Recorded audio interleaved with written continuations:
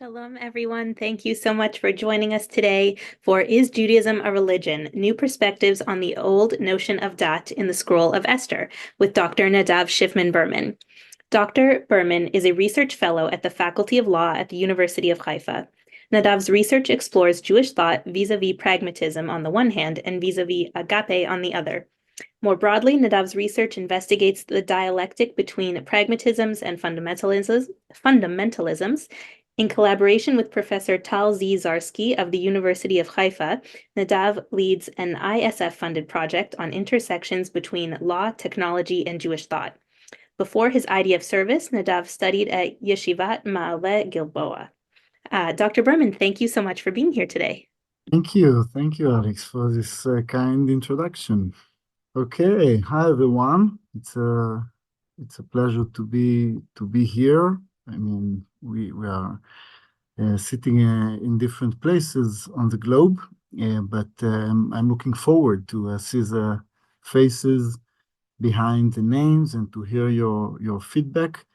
I suppose that you'll have more questions than answers once I finish the presentation, but I hope that these questions would be more lucid or sharper or more interesting. So shalom again, and thank you, Alex, for much organization, and to you, by Shmuley, for founding this Bet Midrash that I have the privilege of participating today. So I am now sitting in Jerusalem's National Library, but I am in some sense in Phoenix. I've been there recently and took some pictures. The first of which is here. I guess that New Hampshire would do something like the Old Man on the Mountain with these rocks that you can see. And I'll use some cactuses as metaphors for thinking about some of the issues about Jewish law, Jewish thought that we discussed. So again, thank you. This is another picture from Phoenix. Let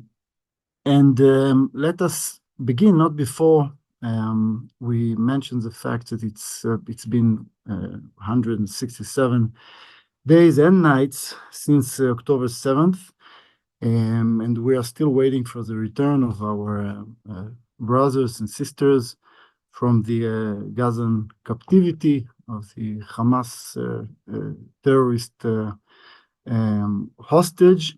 And this is a picture I took at Antwerp not too long ago, which really is an amazing exhibition of the terror. And here on the right, you can see Hirsch Goldberg Polin, son of our community member in Jerusalem.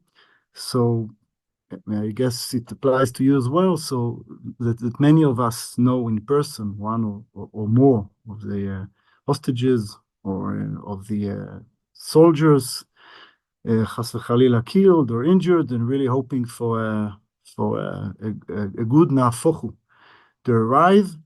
And let us begin. So we'll talk about the terms under discussion, and as some of you may already ask themselves, that is not exactly religion, and how can we really wrap it all together? So I'll say some methodological remarks about that, and we'll get to the main dish, which is several appearances of the term of the word dat in the Esther scroll.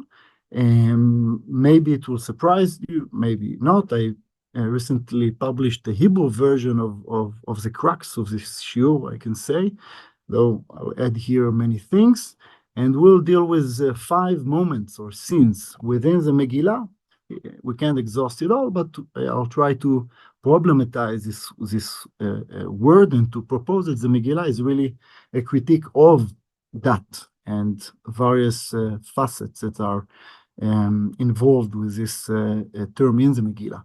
Then we'll ask Lemay nafka mina, what are the implications of this inquiry for thinking about Jewish practice, Jewish law, Jewish theology, and these kind of questions, and we'll have some time for Q&A. Each one of the terms that I invoke, that I mention here, is very complicated, and I have no intention of delivering oversimplification or simplified thesis about none of them. And actually, if we think even about the very trivial term right, the Jewish people, and its derivations in peoplehood, etc., it was actually imposed on us from outside by the vicious pharaoh of Egypt. But it became a self-description for us as Jews. I would try to propose that the word that is different, and within the externally imposed definitions that we have, some of them seem to be, but the complication is that such terms, that religion, were domesticated and became part of our tradition. So nothing of what I say here is just an attempt to kick or to exclude one of these terms. So let's start with very brief outlook on the term that. So there's a full book I recommend to you. I think it was not translated yet to the English, but it is a very erudite inquiry, etymological investigation of this term that. And some of what I say here relies on what Professor Avraham Melamed suggests. And he basically is saying that this term, obviously beginning with the Scroll of Esther, the Esther Scroll, Book of Esther, ultimately in modernity was transformed into religion. So Judaism in this regard shifted from law-based religion or civilization into a more experience or feeling-based religion. I'm just describing it very broadly. And I would try to say that another book helps us in thinking about these terms. So this work by Professor Lior Batnitsky suggests or highlights a more German Jewish context of the term religion, and how within the modern framework and societal shifts and emancipation and so on, Jews tended more and more to see Judaism as a religion. Now, as we shall see shortly, the term Judaism is also not given at Sinai, and is rather complicated as well.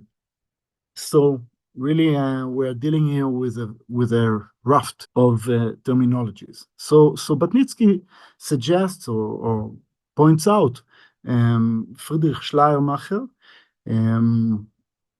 the German Christian thinker, who really pushed a definition of religion as something that has to do, you can see the quote here, religions in a bit after the center of the paragraph, religion's essence is neither thinking nor acting, but intuition and feeling. So you can really hear the reverberations of romanticism, right? It's not about actions.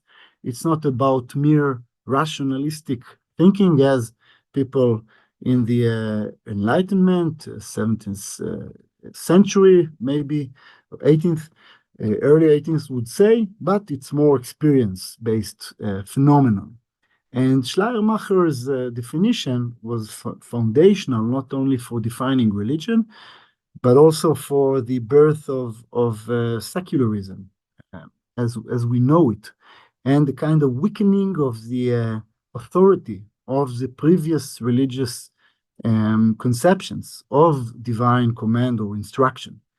And before Schleiermacher, we have Mendelssohn, who is, it's interesting because he lived two generations before Schleiermacher, but he seemed to be understanding the demands of modernity, at least in Germany, the Prussian Empire, or monarchy, and to suggest that religion, Mendelssohn proposed, is, and you can see Betnitsky's summarizing of Mendelssohn's points. So religion is in some way and not related to the public sphere. It is more about communities and individuals. You can hear the Protestant setting of the modern democratic state. And Mendelssohn obviously tried to defend Judaism because, as we know, assimilation in the 19th century, early 20th, and still is a very strong current. And Mendelssohn tried in a modest way and careful way to suggest that Judaism is actually a very good religion. It is about deeds. It is not about the ratio. Here, Mendelssohn is also attentive to Enlightenment thinkers. So Judaism is not competing with the eternal truths of the mind, of the rational faculties, but it is a revelation-based religion. And Mendelssohn, by doing so, helped Judaism to adapt into the changing circumstances. As you know, Mendelssohn entered Berlin through the cattle gate. It's hard to imagine, right? But there was a cattle and Jews and who entered Berlin at a period entered then. But Mendelssohn really gained world fame, and he was in friendship and correspondence, interlocutor of Immanuel Kant. And the price that Betnitsky is pointing out about Mendelssohn's definition of Judaism as a religion is that it became more privatized, communal in this regard, and some of the previous components of how Jews perceived Judaism in the pre-Orthodox Reform schism that came after Mendelssohn, some of these aspects were seemingly weakened. So there was a price tag. Another important work, I remind you, we have three terms, like umbrella terms. So another term is Judaism. So when I'm saying that Judaism is a religion or a dat, the Judaism component of this triad structure is also shaky in the sense that it is also contingent in the sense of having a history and a career, so to speak. So Professor Boyarin, Daniel Boyarin, in his genealogical work, in his books that you can see here, is tracing, again, like Melamed, in a very etymological oriented way, the genealogy of Judaism, Yahadut, and as we know, actually it's connected to Megillat Esther, because the shift from Hebrews to Jews, which is derived from Judeans, Yehudim, is happening really in the days of the Scroll of Esther, around the beginning, somewhere in the beginning of the 5th century before the Common Era. And what do we have from all that? I don't want to suggest a too iconoclastic picture. You have here a drawing of Abraham smashing the idols of Terach, but we may at the same time ask if iconoclasm is so bad. First of all, because we have this idea of smashing idols, which seems more like ISIS for us in the modern lens. But on the other hand, do consider the definition that philosopher Yemima Ben Menachem suggests in her book Conventionalism, a definition that I think is very helpful for feeling secure about the kind of seemingly heretic jobs that I did with the terminologies. I'm not arguing that Judaism or religion or that should be, kicked away, chas v'chalila.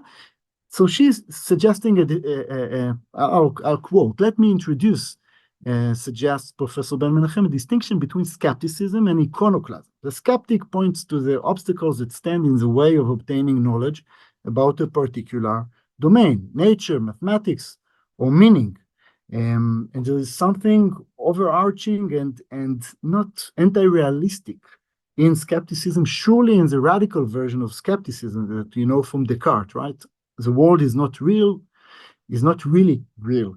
But the iconoclast, and here Yemima follows Wittgenstein, on the other hand, does not repudiate knowledge. Rather, it is a certain philosophical theories about knowledge that the iconoclast targets.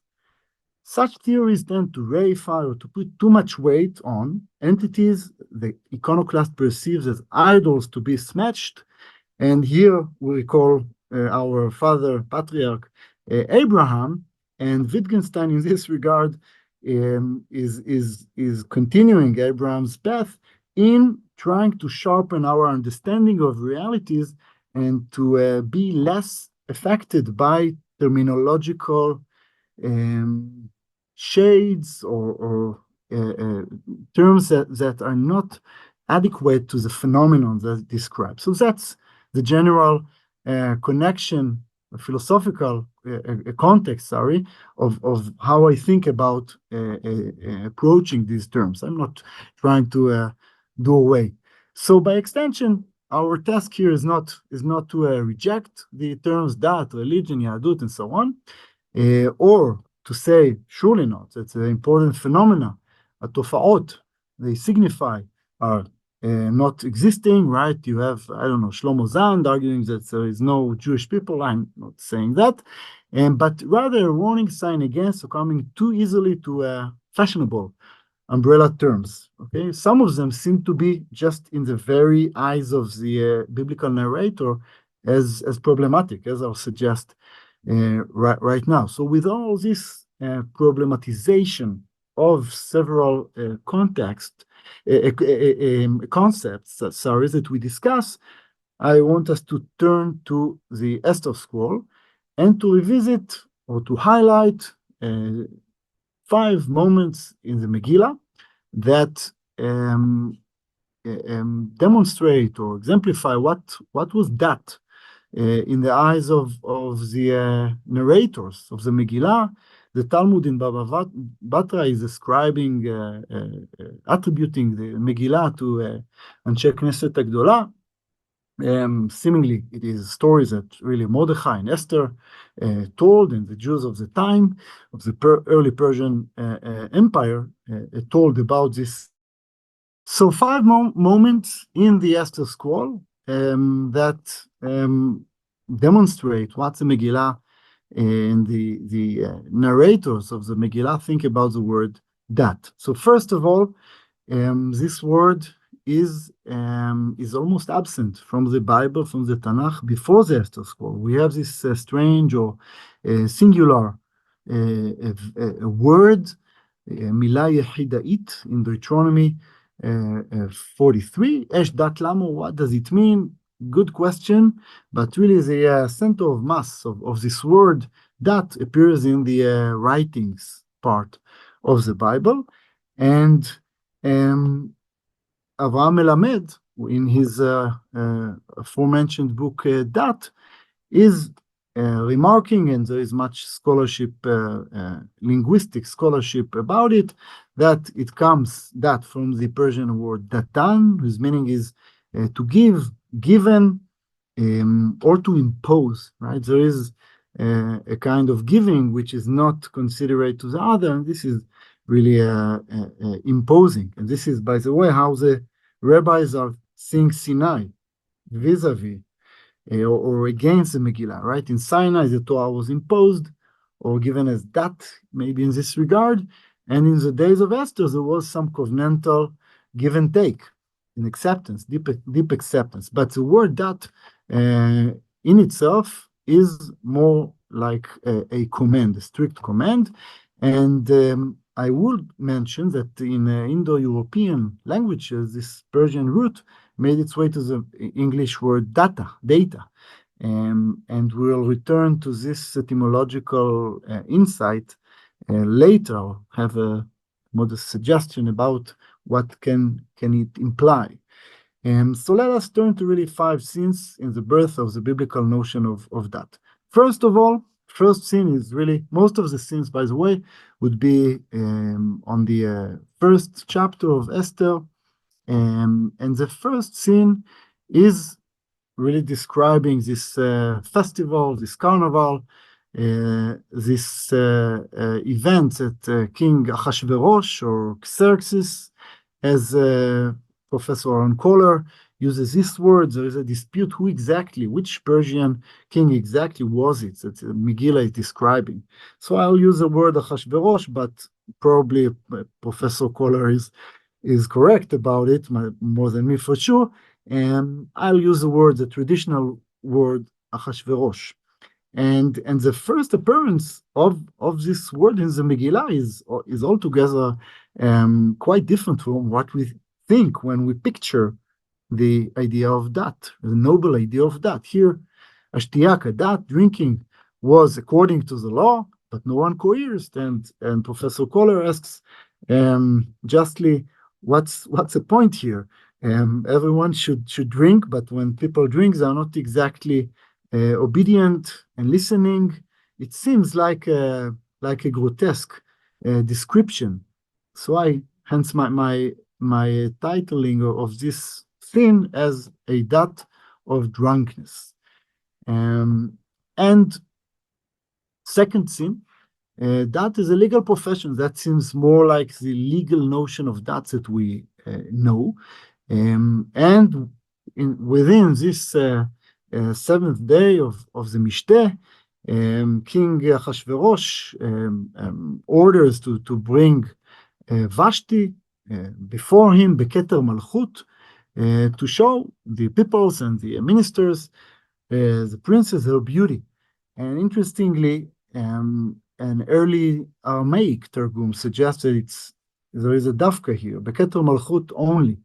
And this early Targum is making this suggestion that this perhaps was what was so insulting for Vashti about Ahasuerus's otherwise reasonable, or maybe it can make sense, but if it is such a crazy demand, and really to abuse and to harass, or terrible descriptions of how can Ahasuerus do this to his wife, and she refuses, and then the king Ahasuerus, he calls the Chachamim Yodei Haitim, a wise man who knew the times, and his calendar that we know he had a very detailed calendar, and they seemingly have the prerogative of deciding, because they are Yodei Dat Vedin, new dat, law, and judgment. But could these legal scholars really advocate Queen Vashti against King Ahasuerus's rage? He was probably drunk to a certain degree. It's very, very questionable. We could, I think, quite solidly say that the judiciary branch was not exactly independent in Shushan, in the Persian Empire back then. So it is really a facade of legal standing, of law. Okay, so that's the second scene. Third scene, that is the making of the rule, and there is much, of course, to say about each and every scene that we briefly visit here. Third scene is that is the making of the ruler's impulses into the empire's law. So after Vashti refuses, it is suggested that the king will make it into a law that Vashti, it's put in a very specific terms, that Vashti will be kicked from her crown, and ומלכותה ייתן המלך לרעותה הטובה ממנה, and that the king give her royal estate onto another queen that is better than she. And this is a very interesting moment of diffusion between the private, Ahasuerus's impulses, and the public, right? There's a merging here. Ahasuerus's impulses are becoming the empire's laws, and even without trying to presume that the laws are formulated in a general form, right? If Immanuel Kant would formulate it differently if he was part of these legal scholars imposed there to do the jobs that Achashverosh is demanding. Amos Chacham, important Bible scholar, described this Malchut Achashverosh. It's in Hebrew, forgive me. At least it's not in Persian. Hebrew is more familiar, I suppose. That the kingdom of Achashverosh is a medinat chok lelo tzedek. It's a law state without justice, right?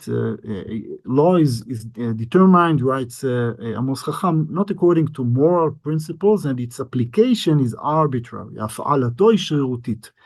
And that's interestingly reminds Chacham of what the order was in Germany in the days of the Nazis. And there's an interesting book by legal scholar Ernst Frenkel that I refer to in this Dvar Torah that I wrote in Hebrew as an appetizer to this shiur, to this talk, and I give the reference there. And actually, it's quite common to compare between Achashverosh and Paro, and also between Achashverosh and Haman, and between the Nazis. So it's not an invention. Fourth sin, that as a reality show. And you could say Kochav Nolad or Malka Noledet. Kochav is a star, and Esther is actually derived from some Persian root or word. And so those are interesting connections that we cannot elaborate here. But the important thing is that the word that appears the fourth time when Achashverosh is gathering many maidens to his palace, to Shushan, and that's also where Esther gets a opportunity, problematic of course, in any Jewish lens, but the opportunity to influence this crazy reality show that takes place in Shoshana Bira, that becomes, as we shall see in the fifth sin, very, very dangerous to the Jews. So the fifth moment or sin is that as a platform for Haman's genocide plan, or genocidal, we would say genocide. This is not genocidal. It was a genocide plan. And the word that is actually encapsulated within Haman's name. Haman ben Amedata Agagi. There's much to say about the connection between Haman and Amalek, which is important for Shabbat Zachor. We'll put that aside. I assume that all of you, or many of you, know that. What's important for our sake is that fifth occurrence of the word that is deployed by Haman. So Haman is saying, ויאמר המן למלך אחשוורוש, I read verse 8, ישנו עם אחד מפוזר ומפורד בין העמים בכל מדינות מלכותיך, ודתיהם שונות מכל העם, ואת דתי המלך אינם עושים, ולמלך אין שווה להניחם. It seems that at least for Haman, it was clear that the Hebrews, or already termed as Judeans, they are not religious in the sense of datiim. They are different. They are playing in a different game, court, etc. And for Haman, that's a usable provocation, manipulation, to suggest to King Achashverosh that the Jews should be exterminated, right? On this very day, ב-13 לחודש 12 חודש אדר, this is the end of Ta'anit Esther in Israel, but which was made earlier because Shabbat, but Ta'anit Esther is usually on this very day that the genocide should have been happening. And Patshegen Aktav, the copy of the decree of the order, was published and was transparent, so all the other nations knew that they can kill the Jews and take their property and so on. So these were five sins of the word that in the Esther scrolls. There are several more, but these are, I think, the important or the important ones in some sense. They give us a picture of how our ancient ancestors understood the word that before it was part or before it was interchangeable with religion that we seem to endorse as moderns for good reasons. But there is a very problematic picture. And okay, so fasten your seatbelts. I will suggest two lessons. Some of them are in the realm of just very specific reading of the term that in the Megillah, yet broad in some sense, but it's not like very broad, and broader lessons about the adequacy of the umbrella terms that, religion. So let us begin with the first set of possible lessons of what can we learn about this problematic vision of that in the Megillah. So first of all, that's quite, I think, obvious to many readers. Esther scroll is a grotesque of the Persian notion of that. It is making fun of it rather than endorsing it. It was only in the days of Chazal who made interesting domestication of this word. We have the terms dat Moshe v'Israel, nisuim kedat Moshe v'Israel later. It's not for nothing that we feel at home in the word that, but I'm trying to take us a few thousand years back to 2500 approximately, and to problematize it. So a first lesson is really to listen to the funny aspects of the Bible. We should recall that Peter Berger once said in his book, Laughter Redeems, that Judaism is especially important in the context of endorsing humor and using humor. So this Megillah is very sad in many ways, and there is much bloodshed, but it is also a lot about humor and about grotesque aspects. So we should at the same time ask, wait a second, if that is portrayed as such in the Megillah, is Judaism a dat? Or how should Jewish law look like? Because we do seem to have a different framework in Jewish law about what is God, what is authorship of the ruler. HaKadosh Baruch Hu is not Ribono Shel Olam, abbreviated here, is not Achashverosh, right? There is a certain political, theological political picture here, which is problematic in halachic eyes, I think. So if Judaism is not exactly, Jewish tradition is not exactly that, what is it? So Professor Melamed comments that, or remarks that it's ironic that a Persian word that denotes a pagan law became through the generations into a major term signifying Judaism. And it's really interesting how that was his task in this book.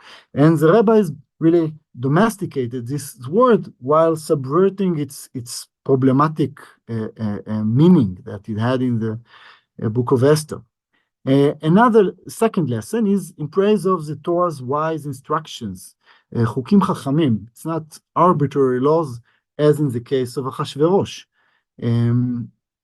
So we see as a self-description of the Torah, of the mitzvot, of the commandments, or maybe instructions, because Torah is about hora'ah, instruction. There are many works about the fact that, or the argument that Judaism is not about divine command theory. It has a more relational sense of authority between HaKadosh Baruch Hu, God, and between the people of Israel and humanity more broadly. So the Torah is interpreted in this regard in light of some values, right? It's not as the law in Nazi Germany or in Achashverosh's empire.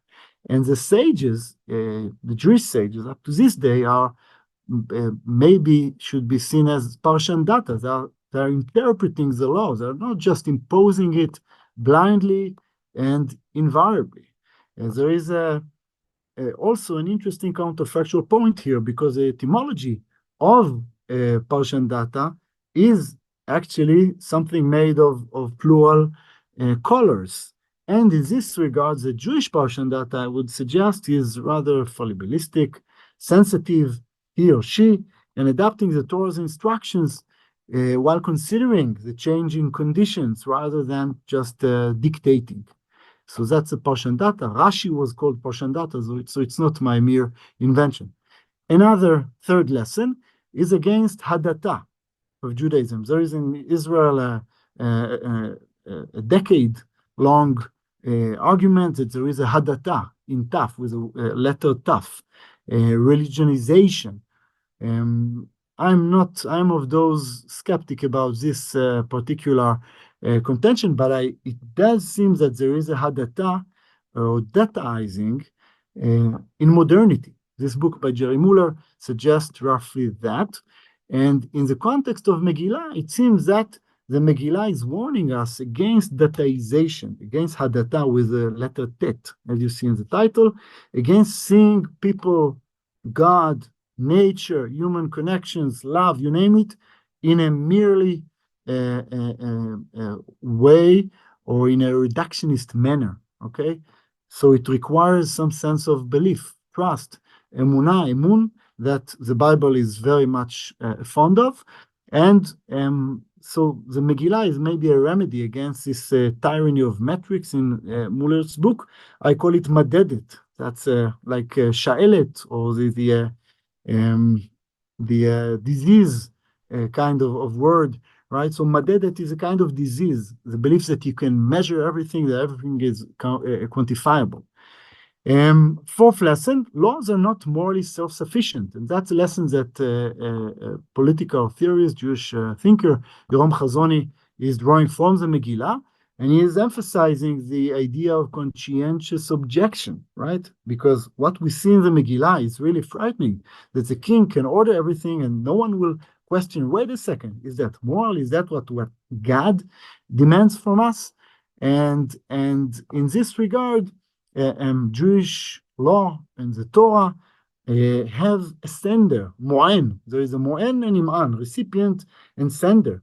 But it is argued that particularly after the Shoah, many Jews, that's what Chaim Soloveitchik suggests, are believing in letters and forgetting that there might be, and maybe there is, a divine sender, mo'en, a lawgiver, caring lawgiver, that we can't just fulfill the commandments without taking the initial values that the Torah is really demanding us, commanding us to be attentive to. So that was one set of lessons about the Megillah. There's much to speak about, and I'll be happy to hear your responses. Second set, this is where we approach the end of my presentation. Maybe I can have a bit extension, or not. I'll do it very quick. So fasten your seatbelts even more.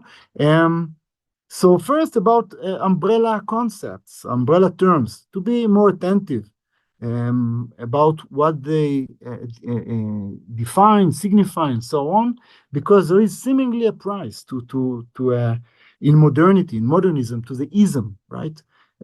Succumbing too easily to the concepts and forgetting interpersonal relations and the moral commitments that are very important in the Bible and later Jewish tradition. And one reason for such modernism in the Jewish case is again the Shoah that I mentioned earlier, and about the concept of dat, which sounds like a tough-minded one syllable, right? It's too easy to describe anything with one syllable word. And I'll end up by saying that there is this, again, instruction in the Talmud. The sages farther taught in praise of the reed. A person should always be soft like a reed and not stiff like a cedar. And that, in this regard, seems to be more tough-minded. That's at least, I think, how the Megillah is portraying it. And I end up with showing some pictures from Phoenix, as I promised in the beginning. And it's interesting to think about it through the speculum of the cactus, One cactus seems to be, there aren't much cedars in Arizona. So this is a saguaro cactus in Arizona, which seems more like the cedar, proud, but it doesn't always, stand. And another model of cactus, which maybe has something more Jewish, according to Bavli Tanit, is the crawling or creeping cactus. They call it devil. I don't know. Maybe it's anti-Semitic, if I'm correct. But it seems more like on the move. You can see it's quite amazing. It's a migrating cactus, a cactus noded. And maybe this cactus, the golden barrel cactus, in Hebrew it's called kiseh chotenet, which is not politically correct, so I'm not going to translate it to the English. But these are a few attempts to think about what can we learn about the metaphors and the words and the terms that we are using in order to be better human beings, better Jews, and to try to give our share to Tikkun Olam. And I'll be happy to hear any comment, remark you might have. Thank you. Thank you so much. Yes, we would love to open up some time for questions or comments. And I believe one came in the chat, which we can start with. Oh, But people can also feel free to, of course, use the chat, and also you can raise your hands and we can call on people as well. But we can start with the one that's in the chat here. And I'll read it out loud. As all languages change and develop into modernity, so did Hebrew, and the word dot has changed its meaning. When did this actually happen? When did it start denoting religion? Boris, thank you for the question. I would refer you to Avraham Melamed's book, and he's dealing more with the shift, and he's digging quite deep into the medieval sources that religion is not there. It's starting within the 18th century, I think. But that's a modern phenomenon. I just found out quite recently that the word orthodoxy does not appear before I think the 16th century, which is quite striking. As moderns, we often forget that some of how we think about the world is shaped very much by what modernity taught us.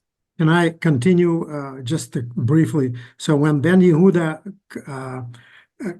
compiled his dictionary, that was already a religion in his sort of a treatise. I think it was demonstrated or equated with, yes, but I'm not sure. I can check it out. You can check it out. And No. Thank you. Yes, but these are for sure not the same. It's clear that religion is signifying something more psychological, inner, subjective, and so on.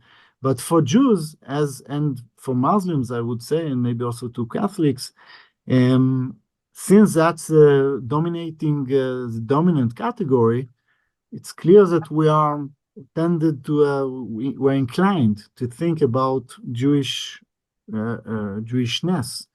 through this lens, while preserving the particular alleged nomocentric components of Judaism that again apply also to Islam.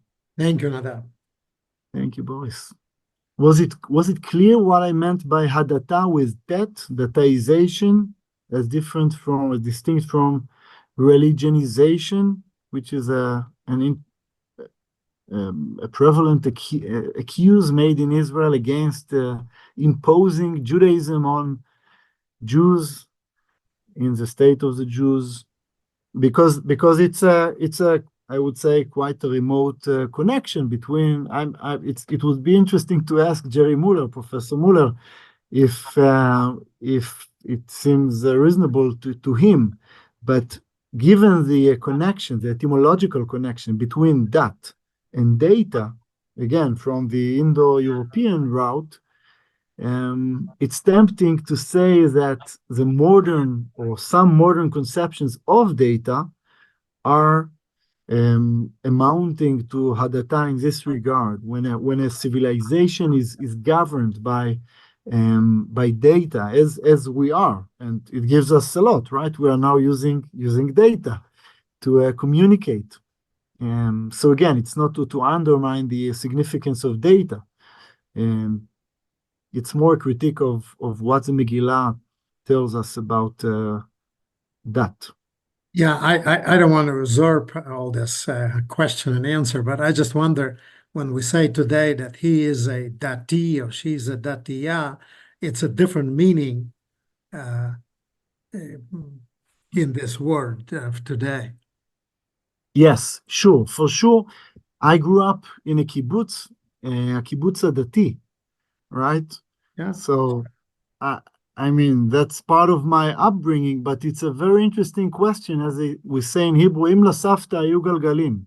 Had the grandmother had wheels, as the idiom says, would Israeli Judaism, elsewhere Judaism, be different if had we use a different words? And there is this belief that you find it in Chazal, actually, Hashem Gorem. There is something about names that has a very pernicious, even holding on what we are and what we do. There's something too deterministic about it. I don't like determinism, but seemingly when we use a certain word, take for example this hadata controversy in Israel, right?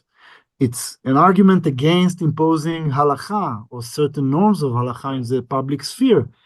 But if Judaism is not a religion in this regard, maybe even the word religion, as it was originated by Schleiermacher in European culture, has nothing to do. So those are interesting questions about again the umbrella terms. Michael, maybe you could verify if these pictures were really taken in Phoenix. That's a Pistewa peak. Yeah, I certainly confirms that it was done in that. I have another question. How that relates to meaning of knowledge, that? What is etiology of it? Interesting, very, very interesting. I would say bishlof, right? Very briefly, that that seems like a concept that the Bible endorses. But that seems to be the Hebrew and the Tanakh's equivalent of eros, acquisitive knowledge, the knowledge to know more about the world. Applies also to marital, to sexual relations, and so on. So the Bible's approach or opinion over that is very different. And at least again, I'm not suggesting here some sola scriptura perspective, right? I think that important things happened after the Bible, but it's interesting to recall, as you say, Michael, that is actually perceived very positively. Maybe we should speak about the Garden of Eden sin and so on. Maybe I'm exaggerating. And whereas that is just outside the frame. It's not in the picture in the Torah, almost. Okay, let's put this random occurrence in late Deuteronomy. And when it appears, it has such a terrible resonances that we try to consider here. You. Hi, Steve. Hi. Thank you very much. And this question might be a little bit off center, a little bit off topic, but the question is, what is a religion? And does religion make God, the presence of a God, an imperative, or can there be religions without a God? Thank you, Steve. Sure. I mean, in the US, where some of you, many of you, most of you are sitting right now, there is allegedly a civil religion, which is a blend of the Hebraic covenantal ethos that the Puritans espoused and the Christian religion, which is, if it's not supersessionist, it's pro Judaic, and so on. And it has its civil ceremonies. And when we lived in New Haven, my family and I, for a few years, you can see the, there's a cross, and you can see Chanukiah, and there are interesting imports of icons, of symbols, and for sure, religion. In some important sense, there is no society without certain traditional religion, or secularized religion, or invented religion, which is about tekes and ceremony and a certain way to do things.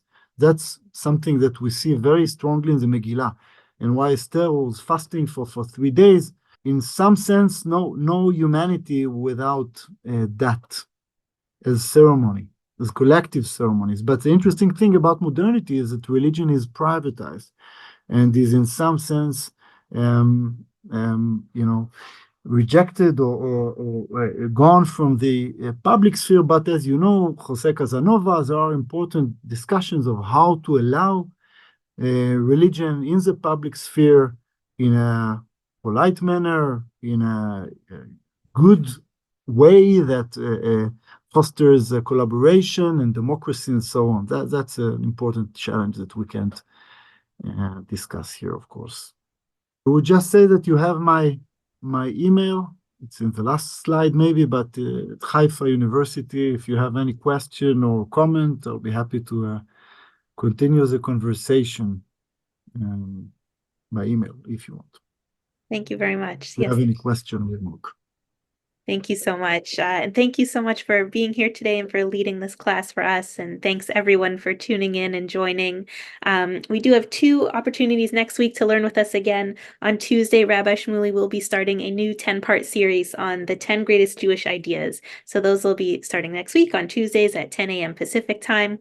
And then on Thursday, we will be hearing from Rabbi Mark Gittler on his class, Why Was David Chosen as the Father of the Messiah? So that'll be on Thursday at 1 p.m. Pacific. So hope you can join us for those as well. Thank you, everyone.